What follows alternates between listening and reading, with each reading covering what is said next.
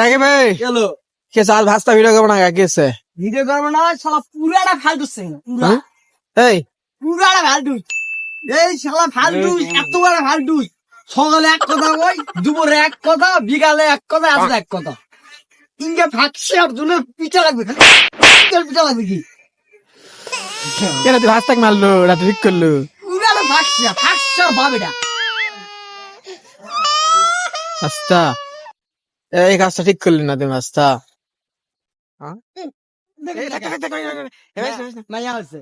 আমার ভুল হচ্ছে, ক্ষমা করে দেন।